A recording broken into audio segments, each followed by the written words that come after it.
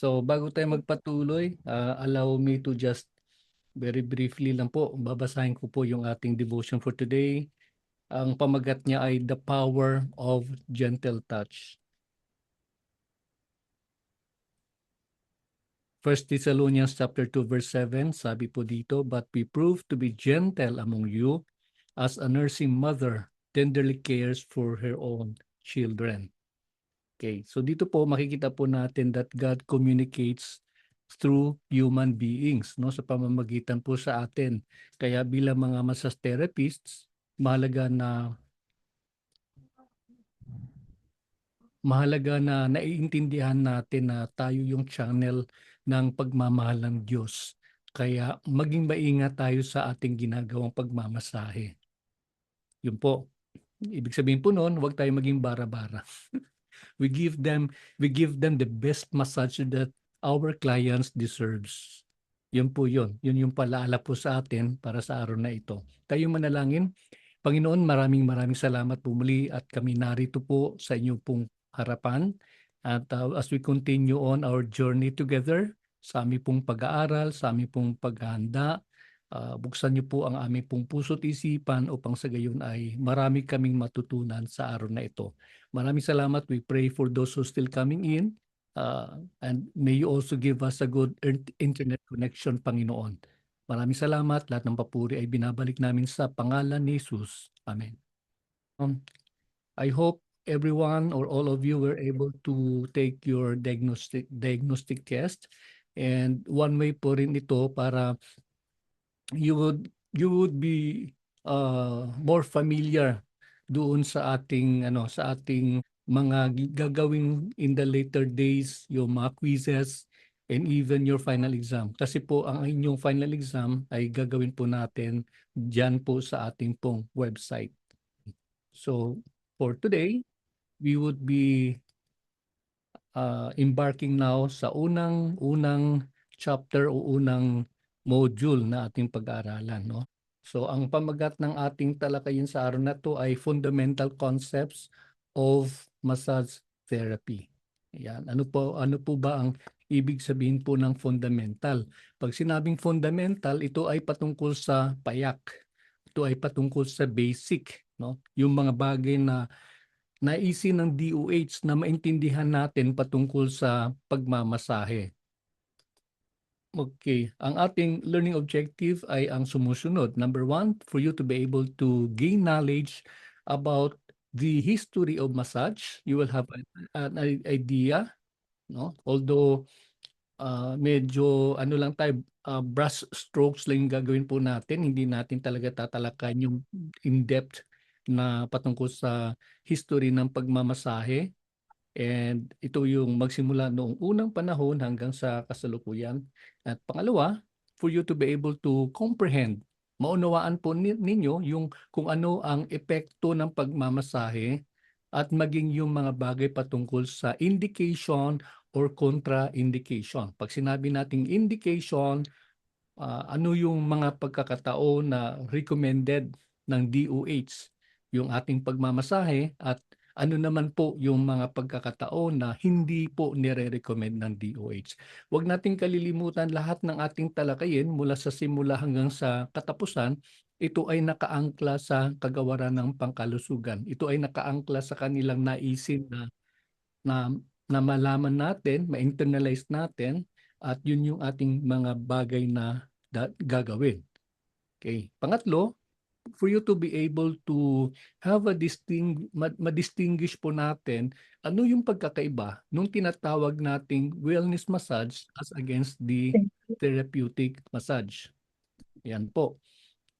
Minsan po kasi meron po tayong confusion kung ano po ang wellness, kung ano din po ang therapeutic, no? So dapat ngayon pa lamang maintindihan natin para pag tayo nagmamasahe, alam natin yung gagawin natin at maging yung ating mga client, alam nila kung ano yung inaasahan nila sa atin at we would be able to deliver, no? Maibigay natin sa kanila yung mga bagay na ika nga yung inaasahan po nila. Okay?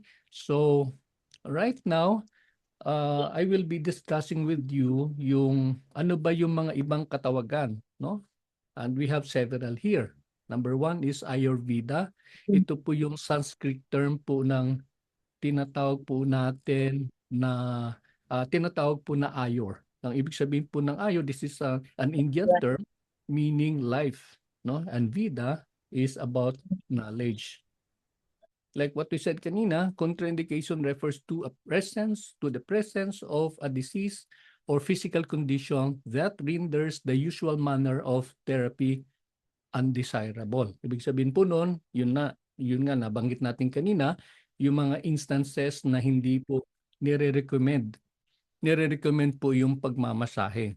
Okay, the next one is healing. No, ano po yung healing? Healing is the transformative process of regaining and attaining good health once again. So pag sinabing healing, ibig sabihin po noon ay mayroon pong disease, no, mayroon pong hindi normal na nangyayari sa ating katawan that causes to a disease. So isang karamdaman at kinakailangan po ng kagalingan. The next one is indication, denotes a suitable therapeutic treatment for a given situation or condition. Now, gusto kong linawin sa lahat na yung ginagawa natin, tayo bilang mga massage therapist, una sa lahat tayo ay tinuturing ng DOH na kabahagi ng medical profession. Okay? Or nasa field tayo ng pagpapagaling. Nasa field po tayo ng pagbibigay ng kagalingan sa mga client natin. Ngayon, pero kahit na po mayroon po ganong recognition ang kagawaran ng kalusugan sa atin, mahalaga po maunawaan po natin na yung ating field, yung ating industriya na ginagalawan, ay ito po ay preventive. Ulitin ko ha, tayo ay nasa larangan po ng prevention. Wala po tayo sa larangan po ng curative. Okay, I hope that's very clear with us, no? Tayo po ay tumutulong para maibsan, mabawasan, ma-alleviate yung mga condition ng client natin. Pagdating sa cure, depende na po yan, no? I'm sorry, I have to qualify myself. Depende po yan kung talaga ang field mo is nasa therapeutic. But again, mayroon pong limitation po yung ginagawa natin. Even if some would say, ako sir, ano talaga, ako'y suhi, no? Yun yung katawagan sa Bisaya. Ibig sabihin nun, ako ay gifted para manggamot. Okay? So even then, may limitation po yan. No? Lalo tigit pagdating doon sa hindi tayo inaalaw na magbibigay po ng mga prescription. Okay, I hope that's very clear. The next one is, ano po ang ibig sabihin po ng salitang massage? Massage is a healing method that encompasses a variety of techniques, primarily utilizing the hands, fingers, forearms, elbows, knees, and feet. So po yung masahe po. So I hope starting today you memorize this definition ng massage kasi minsan tatanungin ka, ano ba ibig sabihin ng massage? So kailangan ano pa lang, no, maging second nature na natin na sabihin natin it's a healing process, it's a healing method na siya ang kinakasangkapan po natin dito yung mga iba't ibang mga kaparaanan at ang gamit po natin yung ating mga kamay, mga daliri, no, ang ating siko, and yun, and so on and so forth.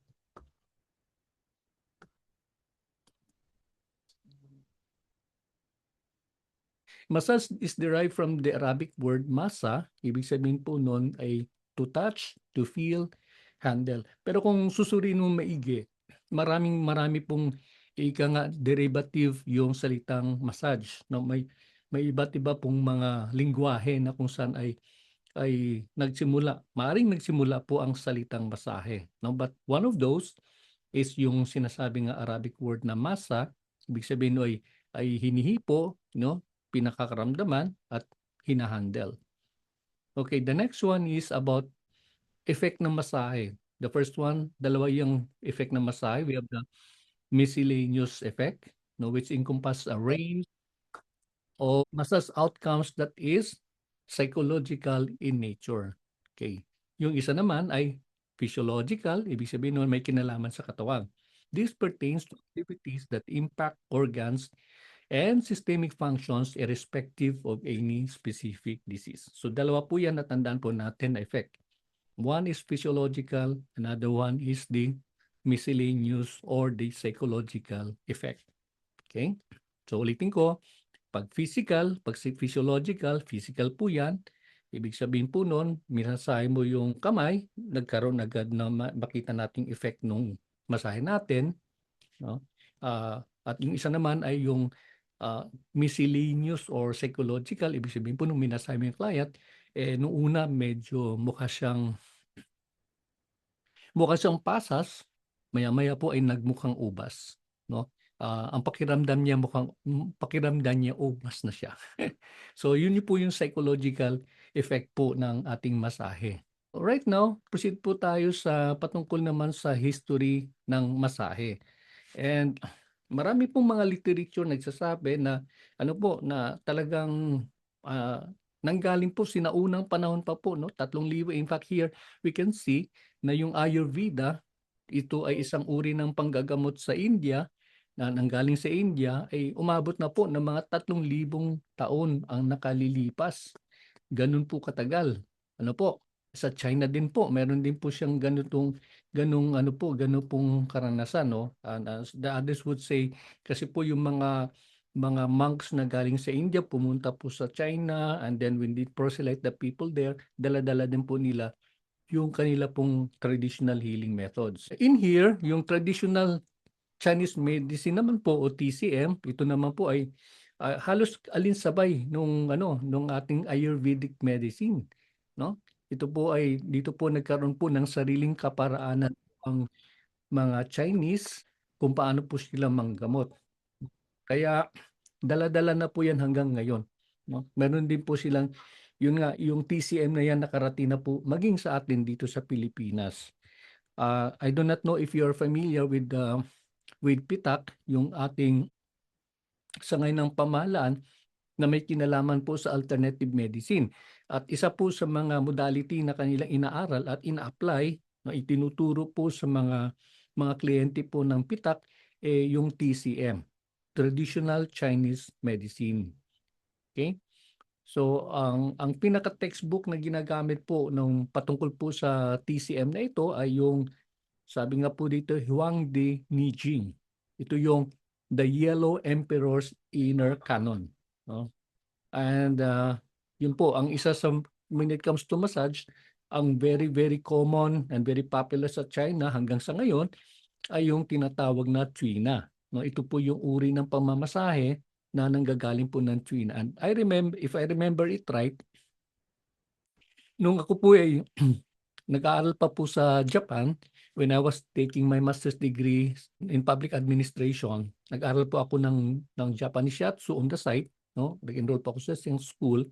And while I was doing my studies, alam nyo, sa school namin, actually sa dormitory po namin, habang nagtuturo po ako, kasi ini-echo ko po yung mga natutunan ko po, para lang po, para maalaala ko po, kasi hindi po biro po yung pinagsasabay ko yung aking master work, tsaka nag-aral din po ako ng Japanese shiatsu. Kaya sabi ko para maalala ko yung mga itinuturo sa akin, ini-echo ko din sa aking mga kasamahan sa dormitory ng mga Pilipino. Ngayon po, isang araw, mayroon pong isang napadaan lang po na Chinese at maya-maya ang dami niya namang sinasabi. No? Tila parang inaaway niya ako. So later ko na-realize kasi parang sabi ng isang translator, sabi sa akin na, Benji, ganito kasi yan eh. Yang ini-emphasize lang ng mama, isang estudyante rin, ini-emphasize niya na yung Japanese shiatsu na yan galing yan sa China. Parang gano'n ano. So actually wala namang quarrel sa akin, kasi ako na mag-aral din naman ako, hindi ko naman talaga alam yung mga bagay, mga discussion pala kung ano yung pinagmulan po ng Japanese shiatsu. Anyway, what I'm saying here is that talagang totoo po 'yon na sila yung mas nauna, mas matagal po sila, no? Mas matagal po nilang naranasan po yung mga bagay na 'yon at ipinasa-pasa po nila from generation through generations. Well, ang sumunod naman po, mga around 1000 BC, ito na po, pumasok na po yung mga Japanese monks at Sila po yung nanggaling po ng China na mga Buddhists at ang ginawa po nila habang nagpo-proselyte din po sila, sinasama na rin po nila na itinuturo yung mga kaalaman nila patungkol po doon sa pagmamasahe. Okay? Kaya ayun nga po, nakarating po sa Japan po yung China na sinabi nabanggit natin kanina, and then ayun eventually it gained foothold sa Japan at for quite some time tinawag po na nila tong Anma, no? Anma massage. Okay? That's one way of doing the another term for shiatsu, Anma massage. Pero when I was in Japan, karamihan na napapansin ko, ang talagang kung aralin mo yan, ang mga talagang unang mga manghihilot ng mga Hapon ay mga bulag, no? Parang sa atin sa Pilipinas, may mga blind din tayo na sila po nagmamasahe. Sa Japan naman po, talagang yun po, naging tradition na po ng mga kababayan po ng mga Hapon na ang mga bulag po ang nasa kanilang forte po yung tinatawag po na shiatsu. Okay. So, gano'n din po pati sa sa Greece, no? Around 400 BC, palapit na po na i-popularize po na isang physician na nagngangalang si Hippocrates yung ang tawag nga po sa kanya Father of Western Medicine. Sinasama niya po sa kanyang pagtuturo na when it comes to giving mga kagalingan sa client ay kinakailangan paminsan-minsan gagamitan din po ng masahe, no? So, siya po unti-unti nagbukas po ng pintuan na kung saan ay ang healing hindi lang po siya purely confined sa area po ng medisina, kung hindi maging sa panghihilot, maging sa pagmamasahe. Ayan. So, we now proceed sa ika nga modern era. Sa modern era naman po, ang mamang nag-introduce, no? Nag-introduce po ng Masayo officially ay yung nagngangalang si Per Henrik Ling. Okay? Tandaan nyo lagi po yan. Sino po si Per Henrik Ling? Per Henrik Ling is a Swedish physiologist and gymnastics instructor at gumawa po siya nung tinatawag po niya na link system. No, yung link system na yon ay procedure po ng binibigyan niya po, tinuturo niya po sa kanyang mga estudyante kapag sila po ay nagkakaroon po ng strenuous na exercise. No? Kasi di po ba, pagka gymnast ka po, talagang nababatak po yung buong katawan mo, yung mga iba't ibang parte ng muscles ng katawan mo. Kaya napansin niya probably na pagkatapos po ng mga ganong activity, nagkakaroon po ng ibang karamdaman yung kanyang mga estudyante. Kaya sabi niya, okay, ganitong gawin natin ha. Pagkatapos nyung magkaroon ng ganito mga exercises, ito naman yung gagawin nyo para manumbalik sa normal yung inyong mga pangangatawan. Okay? So, remember the word, remember the name, it's Per Henrik Ling. Okay.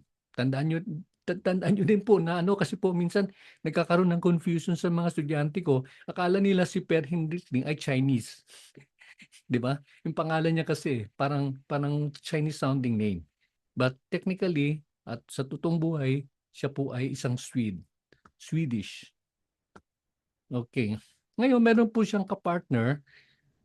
Ang isa naman pong itong partner na 'to ay tumulong kay Per Hendrik Ding para mapalaganap at maging magkaroon po ng official na recognition ang masahe sa pamamagitan ng isang mamang ito, si Dr. Johan Mesger. He is a Dutch physician at siya yung nagbigay ng mga katawagan. Okay? Now, probably si Ling, meron siyang system, may system siya kung paano gagawin yung mga bagay-bagay, pero si Johan Mesger, siya naman po ang nagbigay ng katawagan. Ayan. So siya po nag-popularize ng salitang effleurage, pétrissage, yun, taputment, and then and so on so forth. No? So ibig sabihin po noon, ang laki ng ambag ni Dr. Mesger kasi yung stroke na ginagawa natin o yung ini-execute natin sa ating pagmamasahe, siya na po yung nagbigay po ng katawagan. Okay? So we have to thank Dr. Johan Mesger for that. Now, moving forward, sa Pilipinas naman po, ayan, no? Lumanding na sa Pilipinas yung masahe. Before I go into this discussion natin sa Pangulong Marcos nung ginawa niya po yung PDET 56. Alam niyo po, alam naman po natin, alam naman po ng lahat ng nagmamasahe sa ngayon na yung masahe dito sa Pilipinas, meron din tayong procedure, sinauna din pong pamaraan, no? Yung hilot na sinasabi. Marami po tayo, may mga modality po tayo noon, nung araw, na ginagamit po ng mga sinaunang mga manghihilot sa Pilipinas. Okay. Kaya lang po nung panahon po ng Spanish occupation, no, nung sila po ay sumakop sa Pilipinas, katulad po ng ibang mga mananakop, talagang pinilit nilang burahin yung kulturang Pilipino at kabilang po dito yung panghihilot. Ulitin ko po, kabilang po sa sinika po nilang burahin sa consciousness ng mga Pilipino yung panghihilot. Kaya malungkot man, ngunit totoo, wala masyado tayong literature kung paano po yung mga ginagawa po ng mga sinaunang mga manghihilot. Ayan po, no?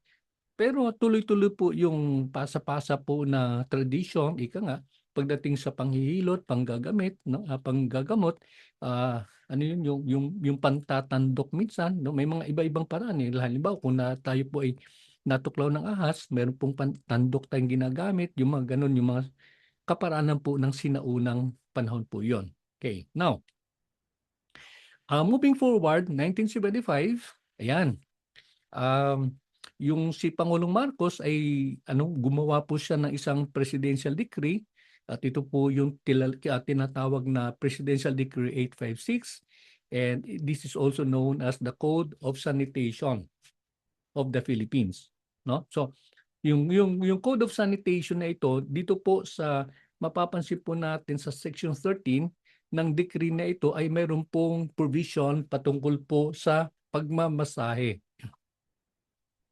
Pagmamasahe at sa SONA. Ayan.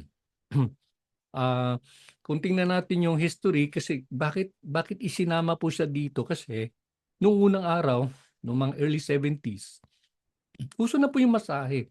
Kaso lang po, ang madalas po na nakikitaan po ng nagpe-perform po na o na gumagawa po ng ganong klase o nag-iingit sa ganong business ay may mga we call it that as ano po, yung masahe po nila may konting halo po, whether we like it or not, may halo po kasing may halo pong prostitution.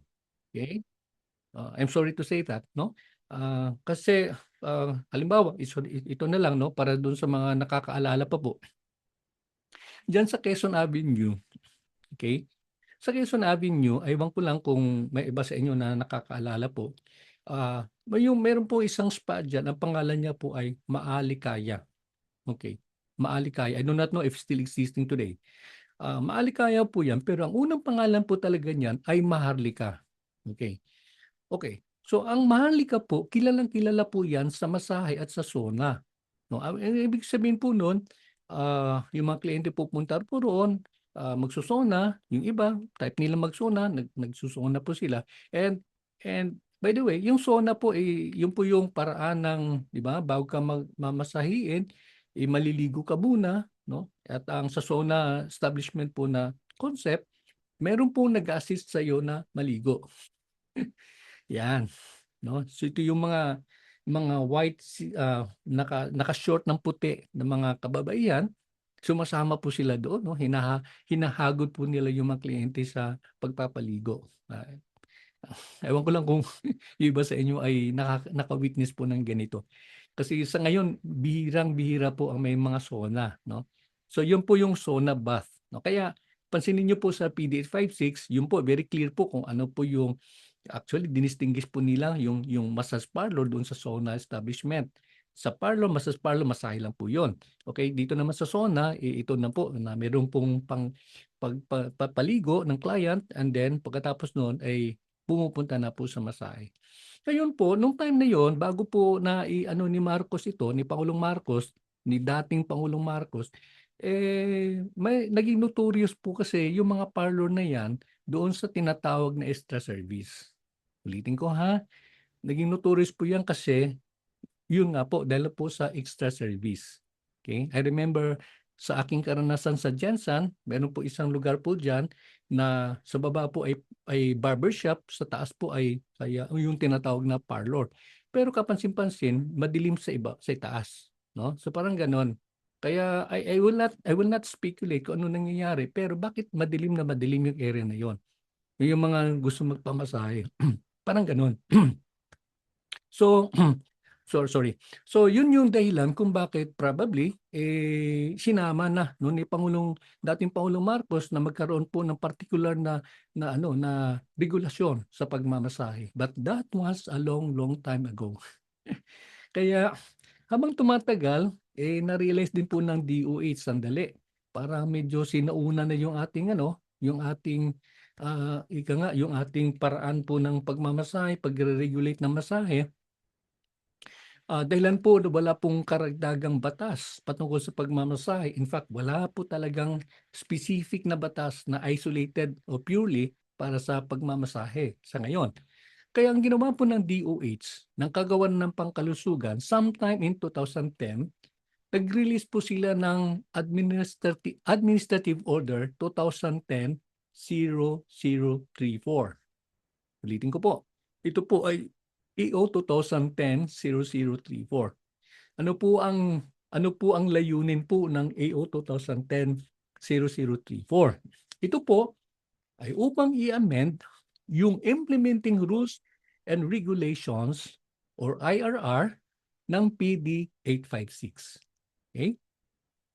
So, kung inyong aaralin, no, kung inyong titignan maigi, yung PD 856 Chapter 13 naka-focus purely or largely doon sa physical setup ng mga massage clinic o ng mga massage establishment or ng sauna establishment. So hindi masyado nila pinag-usapan yung patungkol doon sa mga nagmamasahe. Okay? So in other words, paglabas po ng AO 2010-0034, ang DOH ay nagbigay po ng mga mas malawak at mas komprehensibong mga mga kaparaanan, no, na regarding doon sa mga nagmamasahe. So which includes yun nga yung sa examination, no, na inyong gagawin, ano po yung mga requirements, no? Ano po yung kaparaanan ng pagbibigay po ng license, things like those. And eventually, yun na po, no? Patungkol naman po sa mga, ano ba yung mga dapat at hindi dapat gawin ng mga nagmamasahe. Yung mga bagay na katulad ng gano'n. No? So medyo, what I'm saying here is, lumalawak po yung diskusyon, lumalawak po yung pagre-regulate ng DOH patungkol po sa pagmamasahe. Okay? So, kung kayo tanungin, kung in case lang tanungin kayo, dalawa ang main na pamantayan ng DOH patungkol sa pagmamasahe, which is the PD 856 Chapter 13 at yung AO 2010-0034 na ang pamagat niya ay Implementing Rules and Regulations, no, or amending the implementing rules and regulations pertaining ito sa PD 856. Ayan. Okay. Ngayon tayo ay nasa anong taon na po? 2026. 2026. Ibig sabihin po noon, between 2010 and 2026, medyo sa totoo lang, marami naman po din ang dapat namang baguhin. Kaya nga, ang aking panalangin ay harinawa, magkakaroon talaga tayo ng isang batas na aayusin, no? Kasi sa totoong buhay, medyo malaki pa yung dapat ayusin sa industriya ng pagmamasahe. Ayan, I think alam naman po ninyo po yung mga bagay na yaon. Kaya dito nga masabi po natin that in the Philippine setting, yung pinaka-highlight po ng ang pinaka-highlight po ay talagang hinigpitan na po nila yung kaparaanan po ng pagbibigay po ng lisensya sa mga nagmamasahe, no? Yung tinatawag na Certificate of Registration. Okay? Gusto ko lang pong banggitin na when I was in Manila, at one point nakita po, meron pong logbook ang DOH, no? na nakatala yung unang-unang nagkaroon o nabigyan po ng lisensya, ng license ng DOH sa pagmamasahe, and if I remember it right, panahon pa pala ng Hapon. Yung number 1 po, license number 1, I do not know if it's 001, basta yung pinakauna sa pangalan o sa talaan po ng LMT sa buong Pilipinas, panahon pa po ng Hapon. That's around circa 1945. Okay? In fact, nakita ko rin yung pangalan po namin po doon eh. Meron po isang blue book po na tinatawag po doon. So ang ibig sabihin po noon, matagal na pong panahon po na meron pong examination, may licensing procedures, pero wala po siyang malinaw na gabay, wala po siyang malinaw na pamantayan, no? Pagdating po sa pagbibigay po ng exam, even before that, yung mga bagay na dapat aralin, no? Ang mga bagay na dapat basahin. Kasi naalala ko nung ako po ay nag-LMT way back 2004, yung habang nagre-review kami, walang malinaw na walang malinaw na textbook, no? Puro handouts yung binibigay sa amin. Pino-photocopy namin, tapos yung binabasa namin. Kaya para pagdating sa examination, hindi talaga kami sigurado kung yung inaaral namin ay talagang lalabas, no? It was only around 2010, nagkaroon na po tayo ng manual. Okay? Yung ating manual na kinakasangkapan ngayon, ginagamit sa exam, sa training, galing po yon sa DOH na kinumpile hanggang sa may nabuo pong manual. Okay. So yun po yung ginagamit na ngayon ng higit kumulang ng mga 15 accredited ng DOH na massage training institutions. Okay. There you are. We're done with our discussion. So I hope medyo may idea na po tayo kung saan po nanggaling po yung masahe hanggang sa nag-evolve po through time, 3,000 years ago hanggang sa kasalukuyan, at ika nga, sabi nga ng iba, it is still work in progress. It is still work in progress. Ngayon, tutungo naman po tayo sa next po na pag-uusapan po natin, ano po ang effect ng pagmamasahe? Yan. Ang tanong, bakit kailangan nyo malaman kung ano ang effect? Bakit kailangan nyo malaman ang epekto ng pagmamasahe? Sige nga, tingnan natin. Any volunteer? Can you explain to us? Bakit kailangan natin malaman kung ano epekto ng pagmamasahe? Si Patrick. Sige. Ano sa tingin mo? Bakit kailangan malaman natin yung effect ng pagmamasahe?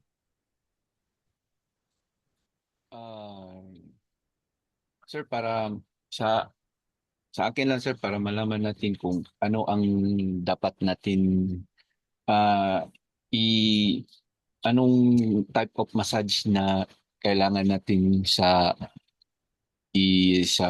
para sa client. Okay. Like Para magkaroon. uh, Sige, tuloy. dapat, as far as I know, kasi kung mag mag-prepare ka for your client, kailangan mong tanungin kung may mga nararamdaman ba siya or wala. So, Mhm. kailangan mong i kung anong pwedeng massage ang pwede sa kanya, anong hindi pwede sa kanya. So, yun Mm. lang po ang aking Okay. pin- Sige po. Maraming salamat, Patrick. okay. May point po si Patrick, para po natin kung ano po yung massage application, ano po yung gagawin po natin, ano pong procedure na ibibigay natin sa ating client. Pero one reason why we need to know the effects of massage is simply because we need to educate our clients. Okay? Kailangan natin silang turuan. Kasi minsan yung mga client natin, oo nga, may client sila, sabi nga ng iba, customer is king, customer is queen. Ika nga. Pero there are times na hindi po nila talaga alam. Ano ba yung epekto ng masahe? Ang masahe ba ay mabuti para sa lahat? No? O hindi? Sa totoong buhay, hindi po pwede ang masahe sa lahat ng tao. May mga bagay po na exemptions. No? May mga bagay po na contraindicated. Ayan. So kaya dito, sinabi ng DOH, sandali, kailangan turuan natin yung mga estudyante na magkaroon sila ng kaunawaan patungkol sa ano ba ang epekto ng pagmamasahe. Kaya hinati nila sa dalawa po yun, no? Like what we said kanina, physiological effect at saka yung psychological effect or miscellaneous effect, no? So, yun po yung pinakaano po nun, maunawaan po natin kung ano po ang epekto ng pagmamasahe, ng masahe nating ginagawa. Okay. Yan. Dito sa slide na to, ito po ay isa sa mga physiological effect, no? Ah, marami po 'yan, pero sikapin natin po na maipaliwanag natin sa inyo ano ba yung physiological effect under po sa circulatory system. Okay. Una sa lahat, nagkakaroon po ng dilation. Ano po yung dilation? Pag minasa yung client, nagde-dilate yung blood vessel. Ibig sabihin po noon, lumuluwag po yan. No? Nagde-dilate, lumuluwag po. Ibig sabihin po noon ay nakakadaloy po ng maayos po yung dugo. And I do not know if you remember this commercial in the past na nagsasabi, sabi ng endorser, sabi niya, ang sakit ng tao ay nasa dugo lang yan. Nasa dugo lang yan. Totoo naman po, ano po? Kapag ka ang blood vessel po natin ay saturated po ng fats, kapag ang blood vessel po natin ay saturated po ng mga bagay na hindi healthy, na hindi kailangan ng katawan natin, ang result po nun ay magkakaroon po ng karamdaman yung client, no? After a period of time. Kaya yun po, kaya ang pagmamasahe natin nakakatulong po yan para i-dilate yung blood vessel, luwagan yung blood vessel, alisin po yung mga toxic materials na sa blood vessel upang sa gayon makakadaloy po ang iba't ibang nutrients na kailangan po ng ating katawan. Ayan, no? And pangalawa po, which is also related sa dilation, ay improvement ng blood circulation. So gumaganda po ang daloy ng dugo. Okay? From the heart pumps the blood and the blood moves throughout the body, and also the blood that is pagka na replenish na po ng mga iba't ibang nutrients yung dugo ng sa katawan natin, babalik po sa puso yung dugo na yon, at yung dugo na yon ay tinatawag na pong deoxygenated. Wala na po siyang oxygen, no? Ibig sabihin po no, kailangan niyang bumalik sa puso para ma-replenish yung oxygen, and then after that iikot naman po ulit. Okay. The next benefit or the next effect of massage is it helps decrease blood pressure. Naturalmente, kapag minasa yung client, nagkaroon ng dilation, lumuwag yung blood vessel, ibig sabihin po nun, ang kaakibat na effect ay pagkakaroon po ng pagbaba ng presyon. Ayan. Okay? And then, alinsunod din po doon, nagkakaroon po ng tinatawag sa English na replenishment of nutritive materials. So yung katawan po natin, particular yung ating pong dugo, ay kinakailangan pong magbitbit po yan ng mga masustansyang mga pagkain, masustansyang mga elements upang maging manatili tayong malusog, upang manatili po tayong masigla, no? Upang manatili po tayo makaka-function po na maigi, no? Throughout the day. So yun po yung mga halimbawa po ng effect po ng pagmamasahe. Karagdagan po dito, ayan po. Tahi-tahi na po yan, no? Habang dumadali po yung nakakadali po ng maayos yung dugo sa blood vessels o sa mga vessels ng ating katawan, nakakatulong din po siyang pag-remove, pagtanggal, pag-eliminate ng mga iba't ibang uri ng mga basura, ng mga waste materials sa ating katawan. Okay? So, i-imagine nyo na lamang po na isa pa lang pinag-usapan natin po dito, no? Circulatory system pa lang po. It reduce heart and pulse rates, no? Kasi nagno-normalize na siya. And yung masahe po natin ay nakakatulong para ma-increase yung red blood cell at yung white blood cell count ng ating katawan. No? So maraming benefit yung masahe po natin. Kaya no wonder some people, I do not know if you're aware of this, may mga tao talagang knowing the benefit, knowing the good effect of massage, talagang halos araw-arawin na nila nagpapamasahe. Okay. I do not know if you have encountered this kind of people. No, talagang gusto nila araw-araw na, no? So maraming benefit, maraming napakagandang effect. ang masahe sa katawan ng tao. Okay. Ayan po.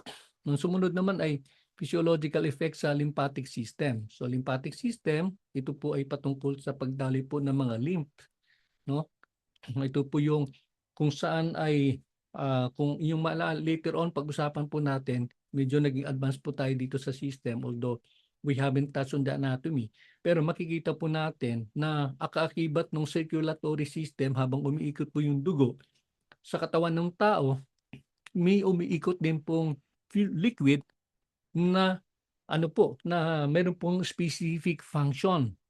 Ano po 'yan? Ito po yung mga lymph na sinasabi, no? Pag sinabi nating lymph, ito yung uri ng liquid na siya yung ano, yung yung bantay ng ating katawan, no? Siya yung mga antibodies. Sila yung tumitingin kung mayroong mga nag-invade ng mga harmful microorganism at kailangan gapiin, kailangan talunin, no? Kailangan i-eliminate. Ito po yung sa pamamagitan po ng lymph. Ngayon, tulad sinabi po natin na habang gumaganda yung daloy ng dugo, gumaganda din ang daloy ng mga elemento ng mga lymph sa ating lymphatic system na siyang gumagapi ng iba't ibang karamdaman, na siyang nag-a-address ng invasion ng mga harmful microorganisms. Okay? Yan. So, some of the effects are kasama dito reduction ng edema, yung pamamanas, no? Nababawasan yung pamamanas. And then decrease weight in patients with edema kasi ang mga patients na may edema, bumibigat po yan, no? Kasi pag sinabi nating edema, ito yung retention po ng liquid na hindi po nai-eliminate sa katawan ng tao. Okay? At sumunod naman po, integumentary system. Okay, ano po yung effect po nun? Habang tayo nagmamasahe, tinitingnan ko yung aking mga model na mamasyal. Tumutulong po siyang i-increase yung skin temperature. Ibig sabihin po nun, minamasahe natin yung client, actually sa totoo lang po, nagno-normalize po siya, no? Kasi mayroon pong certain body temperature na kailangan ma-maintain sa ating katawan. So yun po ang ginagawa po ng masahe po natin. The next one is tumutulong po siyang pagandahin, ayusin po ang skin condition, no, sa ating katawan. Yun po, naging tayo, no, na moisturize na maigi, no, sa pamamagitan ng pag-stimulate ng oil glands, no, lalo na po pagka tayo tayo po yung nasa sa ilalim ng sikat ng araw, kailangan niya neutralize din po yan, no, kailangan niya ng lubrication. Kaya yung masahe po natin ay nakaka-stimulate ng oil glands. Ibig sabihin po nun, at the time na kinakailangan po natin ng sapat na pang-moisturize ng ating balat, ng ating katawan, andyan po siya. Nakakakilos po siya. Okay? In other words, tumutulong din po siyang i-reduce yung dryness. No? Yung dryness po ng balat. Yan. Okay? So, what I would like you to do right now is you try to imagine ano ba yung mga effect ng massage na yan para pagdating ng araw, no, kayo ay kausapin ng mga client ninyo, you could easily explain to them, ito po yung effect ng massage, ito po yung ito po yung ito po yung benepisyo na makukuha natin kapag kayo po ay nagpapamasahe. Okay? So yan. Sa nervous system naman, ang effect ng masahe ay ito po ay nagbabawas ng stress, ng anxiety. So ibig sabihin po noon, yung anuman bumabagabag sa isipan ng isang tao pag siya namasahe ay talagang no, talagang naiibsan. Ewan ko lang kung narinig niyo po yung kwento na to na this was a story a long time ago I've heard na meron na isang mama, gusto niya na pong magpatiwakal. Bakit kamo? Kasi ang dami niya ng mga problema sa buhay. At the point na magpapatiwakal na siya, no, tatalo na siya dun sa tulay. May napadaan isang massage therapist. Ang sabi ng massage therapist, tinanong niya yung mama, sabi niya, anong gagawin mo? Sabi nung tao, "Magpapakamatay na ako, walang kuwenta yung buhay."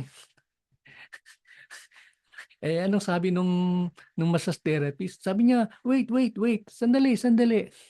Puwede ba bigyan mo lang ako ng isang oras? Bigyan mo ako isang oras, then after that you decide kung magpapakamatay ka o hindi." So, siyempre medyo naging curious yung ano, yung tao, 'no? "O sige na nga, sige nga, ano bang gagawin mo? Sumama ka muna sa akin." Ayun. So, nagkataon po meron po malapit lang po roon yung kanyang spa, establishment, yung kanyang clinic. Minasahe niya po yung client, minasahe niya. Naku, talagang talagang ano, habang nagmamasahe nagpi-pray siya, "Lord, Panginoon tulungan mo ako na ma-relax po yung client." Yun nga, true enough, 'no? Talagang for the first time in his life, naranasan ng tao. Sabi niya, "Ang sarap-sarap naman na masahe." Sabi ng gano'n, 'no? At dahil po do'n, sabi nung tinanong ng therapist after 1 hour, "O ano sir, magpapatuloy ka ba sa gagawin mong pakamatay?" Sabi niya, "Naku, hindi na. Meron palang masahe, ang sarap-sarap ng masahe, masarap palang mabuhay." Totoo po 'yun, 'di po ba? Oo, maraming-maraming ano, maraming napakaganda. Sa totoo lang marami akong i-she-share sa inyo later on about yung mga naririnig ko at na-experience ko about how massage helped people, 'no? Parang parang yung mga tendencies nila na frustration, problema sa buhay, pero 'pag once nakaranas sila ng masarap na masahe, nakakalimutan nila yung mga bagay na yaon. Okay. So what I'm saying here is that yun po, nakakatulong po siya, nakakabawas po siya ng stress, anumang pinagdadaraanan ng tao. Okay?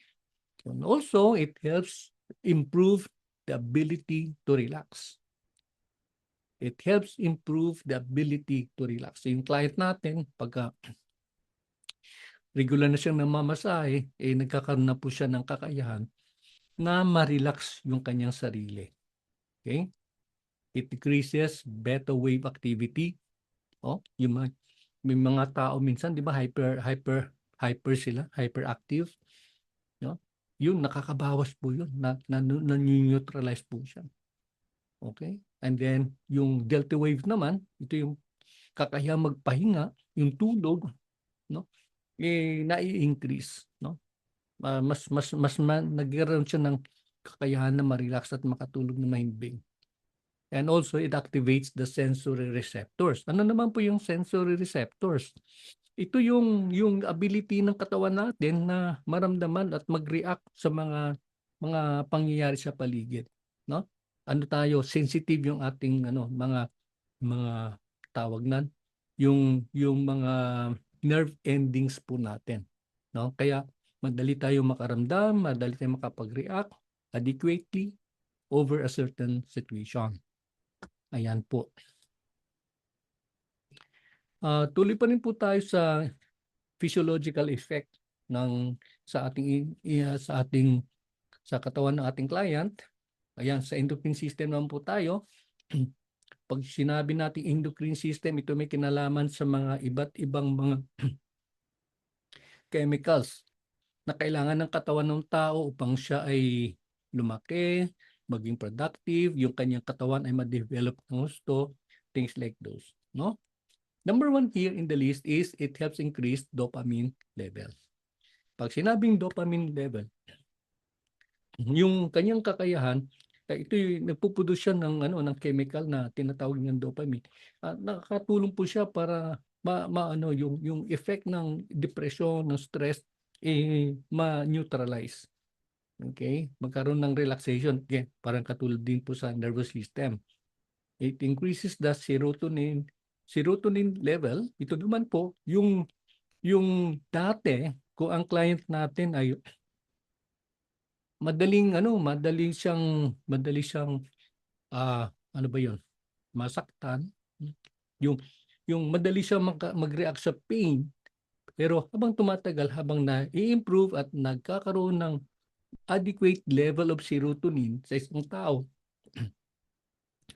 para siyang pain reliever, nare-relieve na yung pain na kanyang nararamdaman. Okay? In other words, ito po ay parang nagkakaroon na po siya ng analgesic, no? Yun po na ano po na nababawasan po yung effect ng pain sa katawan ng tao. Okay. Ayan, mabilisan lang po sa muscular system naman, ito yung nagre-relieve ng mga muscular tension, no? Iba't ibang mga tawag nun, tension sa muscles.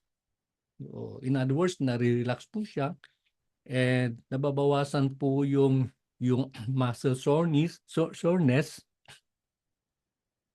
muscle soreness at fatigue. Okay. So, ayan, no? Ano na, tahi-tahi na po yan. And nagkakaroon po ng separation ng muscle fibers. Alam niyo ba yung muscle fibers kasi, pagka ang muscles po natin ay nagkaroon ng nag-i-intermesh, no, sa ng ganito, at habang tumatagal, yun po yung nagko-cause po ng ano ng pain, no, ng stiffness. Kaya pagka madalas nating minimize yung client po natin, ito po ay nagdudulot po ng paghiwalay ng mga muscle fibers na yan. And then, yun nga, nakakakilos na maigi at naiiwasan, nababawasan yung stiffness, muscle stiffness. Okay? And another thing is the improvement of the range of motion, yung pagkilos ng katawan, no? Yung mga muscles na igagalaw ng maigi, no, nakakaikot ng maigi, things like those. So yun po yung effect po ng ating masahe. Okay? And yan, tuloy po tayo sa muscular system improvement and balance and posture. Pagka namasahe yung client natin, dahil ano na, no, maganda na po yung daloy ng dugo, maganda na po yung pagkilos ng katawan, no? Kaya nagkakaroon din po siya ng maayos na balanse sa kanyang katawan at yung kanyang tayo matikas. Ayan, wala akong nakitang client na after a good massage, an hour of good massage, nagsaslouch, no? Nakakuba, parang luging-lugi sa buhay. Wala po. Wala po akong nakitang gano'n. Always paglabas ang yabang na, no? Kung dati mukhang pasas, ito pagka namasahe ng masarap, ng maayos, nagkakaroon na ako o nagiging mukhang ubas na po 'yan. Okay? Improvement of flexibility, yan, parang katulad din po ng range of motion, and then natutone down ang mga weak muscles.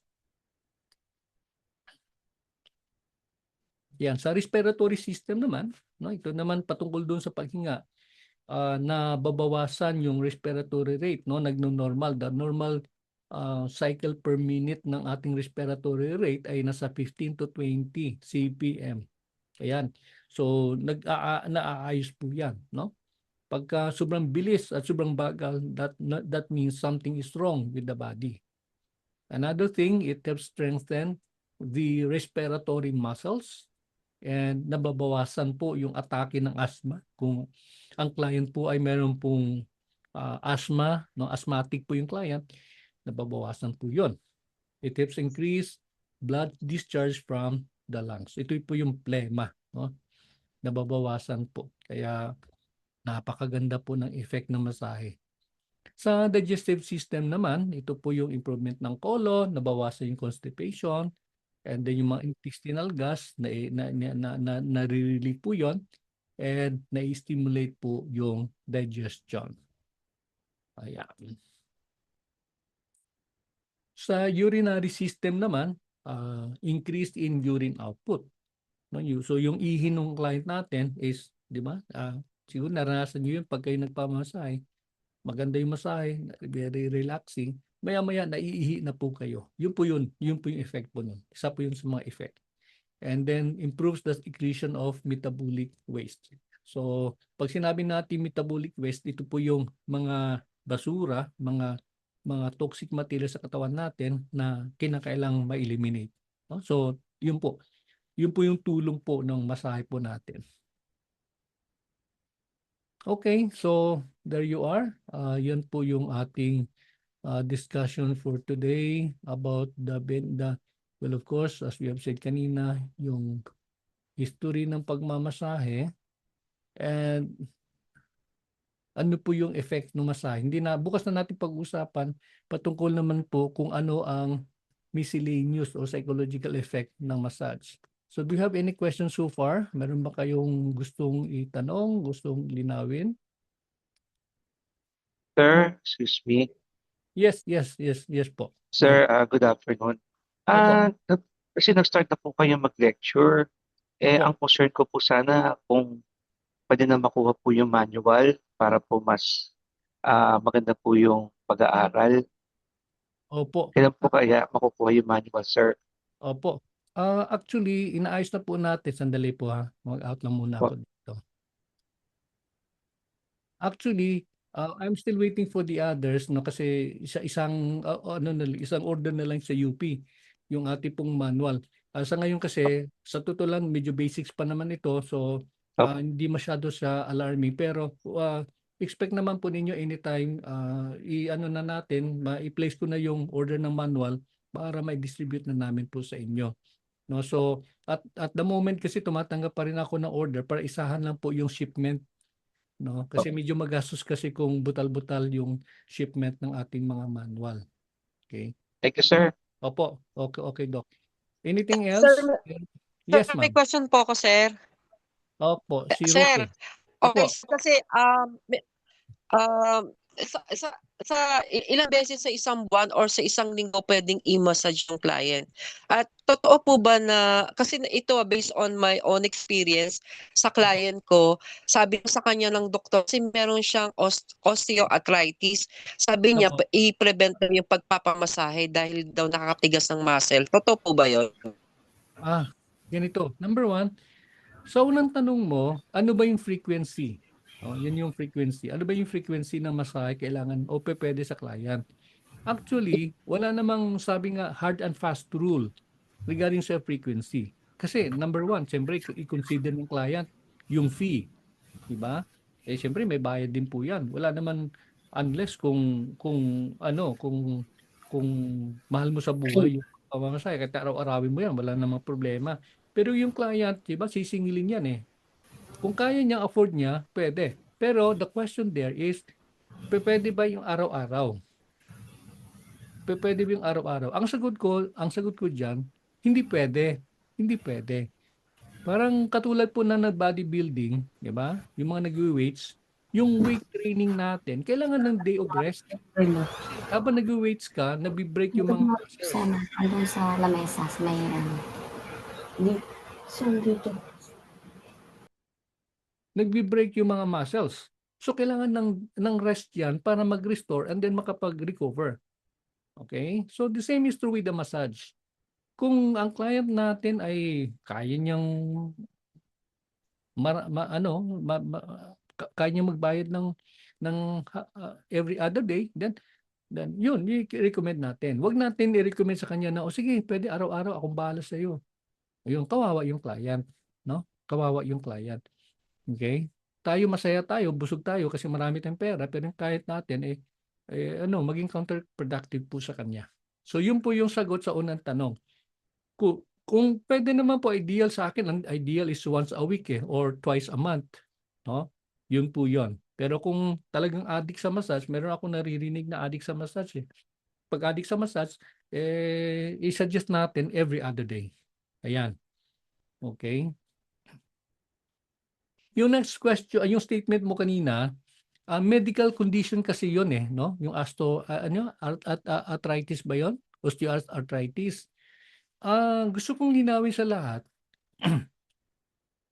Wag na wag tayong masyadong pagdating sa mga medical conditions, we really need to work closely with physicians, no? Kaya kung anong sinabi ng doktor, halimbawa nung kay Roque sinabi sa kanya na sabi ko lang kung sa kanya sinabi, basta pag sinabing hindi pwede, di sundin yung doktor. Pag hindi nyo sinunod yung doktor, nagkaroon ng problema, ikaw ang malalagay sa alanganin. No? Kaya yung ganun lagi, pagka alam ninyo na ang condition ng client ninyo ay it's already way beyond your skill, way beyond your ability to deliver mga cure na sinasabi, sundin natin yung mga payo ng doktor. Kaya para safe tayo, lalo na kung ang client natin ay hypertensive, alam natin na madalas tumataas yung kanyang blood pressure, hingan mo siya lagi ng clearance coming from a physician. Para safe kayo, no? Kasi alam niyo, lagi nating tandaan. Minsan yung client kasi sa totoong buhay, hindi naman nagsasabi ng totoo din eh. Alam niyo ba 'yon? Kasi gusto niya ma-relax eh, gusto niya anong pakialam mo, gusto ko magpamasahe. Ah, well, choice ng tao 'yan 'no, decision ng tao 'yan. Pero kapag alam mo kasi mararamdaman mo naman eh, kapag alam mo nasa alanganin yung sitwasyon, kapatid maglabas ka na ng maglabas ka na ng waiver 'no. Papirmahan mo si client. Kasi sa totoong buhay, when I was in Manila, yung branch natin ay nasa Quezon Avenue pa nung araw. Alam niyo may isang araw may kumatok sa pintuan ng office, no, ng school. Bakit kamo? Kasi nagrereklamo yung kaanak kasi yung kanilang kaanak namatay sa isang spa, no? May nagmasahe daw sa kanya, namatay doon mismo sa spa. Akala nung kaanak nasa AUSA. Sabi ko, hindi po, wala po kaming kinalaman po diyan. Yun pala, nangyari doon sa isang kanto doon sa EDSA na may spa po roon at hypertensive yung client, minasahe ng therapist, namatay. Hindi natin alam talaga anong totoong nangyari, pero later on I found out na hypertensive nga yung client at yun, hindi dapat minasahe at the time. No? Kaya ingat po tayo ha, ingat po tayo. Kapag alam nating alanganin yung sitwasyon, lalo kung nag-home service po tayo, maglabas ka agad maglabas ka ng waiver. Kasi pag hindi siya nangyari sa kanya, hindi niya dineclare yung talagang sitwasyon niya, wala kang sagutin. Wala kang sagutin. Okay? So what I'm saying here is just be at the side be at the side na safe side, ika nga, no? Careful po kayo. Wag lang basta hagod ng hagod. No? Lalo na kung dito po yung kino-complain sa batok, no? Pag ito yung kino-complain, kabahan ka na dapat. Kahit na-offeran ka ng malaki, kabahan ka dapat. Kasi ito po ay isang indicator po ng mataas na pressure, no? Mataas na presyon at delikado po. Kasi pag nagputukan po yung mga blood vessel dito, yari po internal hemorrhage yung kalalabasan. Oh. Kaya yun ang sinasabi ng DOH na hindi porke masarap, hindi porke affordable siya, hindi porke accessible siya, it doesn't necessarily mean na na acceptable siya, na healthy, yung safe siya, no? Kaya it really pays to know. Kaya I really appreciate you enrolling here, earning your license with DOH kasi ang DOH naman nagbibigay ng mga kaalaman na dapat nyo matutunan at dapat nyo maintindihan sapagkat hindi lang pera-pera, no? Sa totoo, hindi lang about money. Kayo ay nasa kamay ninyo, nakasalalay ang buhay ng inyong client. Okay? So, ayan po. Kaya lagi tayong sumangguni. No, wag kang mangahas. Minsan po may mga naririnig tayo, di po ba yung iba po diyan, pag may lagnat, tinitira po ng masahe. Ayan. So, ang sabi ng DOH, careful. Kasi pag may lagnat, may infection. Kapag may infection, hindi nagagawa ng masahe po yan. Hindi po nagliliparan sa langit, sa ere, yung mga mikrobyo pagka minasahe mo. Kahit anong sarap na masahe. Andun pa rin yung mikrobyo na yan eh. No? Kaya kung may lagnat, sa doktor pumunta, wag sa massage therapist. Huwag kayong mag-offer. Hindi, akong bahala dyan. Ako, magaling akong, manghihilot. Magaling ako dyan. Nung araw kasi wala masyadong option. Pero ngayon kasi may mga doktor, may mga gamot, may mga things like those. Kaya medyo mag-iingat po tayo, ha? Mag-iingat po tayo. Okay. So, our time check now is 1:04. Do we have one last question for the day? Meron ba kayong question? Or mga bagay na gusto niyo malinawan? Wala naman po. Okay? So magbibigay lang po ako ng isang announcement. Sa ngayon kasi, ito pinagpipray ko pa, hindi ko pa sinasabing final. Ano po? Um, pinagpipray ko kasi ngayon umabot na kayo ng almost 40 na nag-enroll. Okay. Anyways, tulungan niyo ako pagpipray kasi I am tempted to say or to propose, proposal talaga, na i-reduce ko yung mag-offer ako ng huge discount sa tuition. Kaya lang sabi ko, nung tinitingnan ko yung figures, kapag umabot tayo ng 50, no? Kasi 40 na kayo na-enroll, umabot kayo ng 50, probably baka mai-apply ko yung reduction ng tuition for as high as 20%. Ayan. So, kasi nung una, di ba ang promo natin, kapag sino nag-full payment, magkaroon ng 20%. Kaya lang naisip ko, sabi ko, hindi naman tayo magkakaproblema kung volume, no? So, total online naman po tayo, and we have as much as 50 students, then kaya natin ibagsak yung presyo. Can you help me pray for that? No? Antayin natin, ang deadline ng inyong tuition, ang enrollment is January 15. Hopefully, on or before January 15, umabot po ng 50 na paid enrollees. No? Ibig sabihin po, nagbayad po ng enrollment fee at 50 po. Kapag umabot po kayo ng 50 na nagbayad ng enrollment fee ng 1.6, I am tempted to offer general na po to, no? Pasensya na po dun sa mga nag-avail ng promo, pero the same thing po, mabibigyan po. Lahat po kayo ay makaka-avail ng 20% discount. No? Yes. Oo. Okay ba yon? Yes Is po. it a good deal? Yes No? po. Ibig sabihin po noon, kung ang tuition na 8,000 plus, magiging 7,000 na lang. Ayan. So, I hope makakatulong din po 'yan sa inyo. Okay? Yes So, po. like what I said, you pray for it, no? Pag-pray natin at kung makita po natin na na medyo dumami po yung volume ng enrollment po natin. Actually po ang maximum lang po natin is 50. Hindi po kakayanin sa Zoom. Ang Zoom natin is only nakalimit sa 50. Okay, so if you have 50 enrollees, lahat kayo makikinabang, instead of paying 8,000 for the tuition, magiging 7,000 plus na lang. So I hope malaking tulong din po sa karamihan. Okay? Sige. Parang hindi yata kayo masaya. Parang hindi ko nakikita nakangiti eh. Masaya, sir. Kaya naman. Thank you, sir. Masaya ba kayo? Yun po yun na, ang deal po natin, ganito po, linawin ko po, ang deal po natin, on or before January 15, meron kayong 50 enrollees. Hindi yung nag-enroll lang na wala naman, hindi naman nagpapakita. Ibig sabihin nag-enroll at nag-settle na enrollment fee. That means seryosong mag-aaral. Okay. Yes po. Yun yung first condition. Ang next condition ko is hihilingin ko sa inyo hanggat maaari po, wag naman po kayo nag-a-absent, no? Kasi ako hindi ko pa na-announce sa grupo, pero kapag consistent, although na-mention ko na yata the other day, kapag consistent na 3 times hindi nagpakita, I will drop you from the roll. Kasi mahirap yung naglilista ka ng tao na hindi naman nag-aaral. Di ba? Naglulukuhan lang tayo eh. I'm sorry to use the term. No?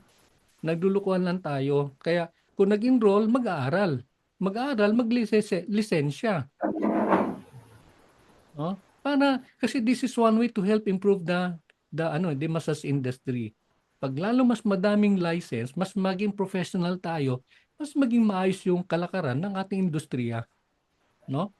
Wala na yung sulutan, wala na yung mga bagay hindi maganda. Okay?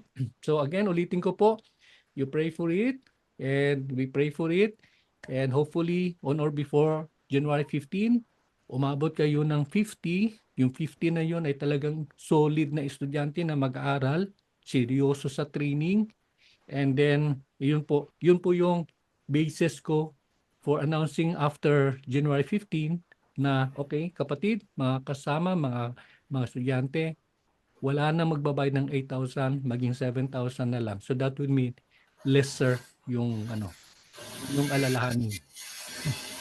Okay. So Thank you po. Thank you po, sir. Maraming salamat and again see you tomorrow. Keep on Thank praying you. and Bye-bye. then Thank you, hopefully sir. yung libro Doc Ferds, ano na natin, maiayos na natin, no? Thank you po. Thank you Thank so you. much, Bye, sir. sir. Thank you for this day po. Thank you, sir. God Arigato. bless you all. Damatan eh. Bye for now. Bye. Salamat po, sir. See you tomorrow.